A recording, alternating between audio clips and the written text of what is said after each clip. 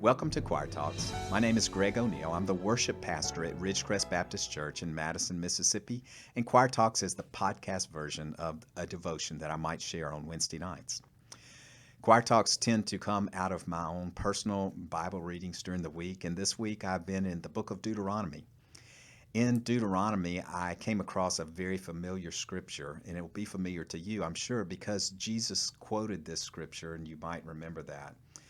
Here's the scripture. It's chapter 6, verse 4, and it says, "Hear, O Israel, the Lord our God, the Lord is one.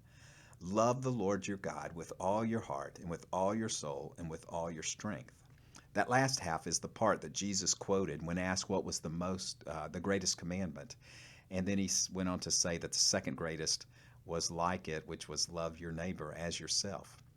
These words were important and famous amongst all Jewish people. They are called the Shema, which I'm sure I'm pronouncing incorrectly. Nevertheless, it's the Hebrew word that is used at the beginning of this, which we're translating here, hear or listen. So these words, this verse, were used as a daily prayer. In the time of Jesus, it's likely that Jesus prayed this prayer daily as a child or was taught to. The verses that follow this verse are about how families can learn and know how to love God, and a stern warning about not forgetting the Lord your God. If you read Moses' sermons in Deuteronomy, and the Shema comes in the middle of his first sermon, you will see that there's a big theme in those sermons, and that theme is to avoid the pagan religions of the land that they're about to go into. The Shema and the teaching of God's commandments are a safeguard for a family that was going to go into a land that was very dangerous physically, but it was also going to be dangerous to them in a spiritual sense because of false teachings that they were going to encounter. So let's just stop there for a second. Here's why I wanted us to read this passage. We are similar to the Israelites when it comes to living under the threat of a culture and its effect on our love for God. Every day we might encounter concepts or teachings or morals or spiritual ideas that are contrary to what the Bible teaches. And so we need to counter that with a foundation of what we believe. And we especially need to breathe these truths into our family. So here are the verses that follow the Shema. He says, "These commandments that I give you today are to be on your hearts. Impress them on your children. Talk about them when you sit at home and when you walk along the road and when you lie down and when you get up. Tie them as symbols on your hands and bind them on your foreheads. Write them on the door frames of your house and on your gates." And then he gives us a warning. He says, be careful when you have success in the land. He says, be careful that you do not forget the Lord who brought you out of Egypt, out of the land of slavery. So the question for us is, how do I connect the people that I care most about with the one that I follow, the Lord who I love the most? And these verses teach me that there's got to be an intentional plan. I can't just assume that my family is going to pick up and follow Jesus just because I do. I've got to have an intentional plan. And he gives us steps to help us ponder how to love God and let him be a part of our daily life. And then he ends with that admonition, be careful.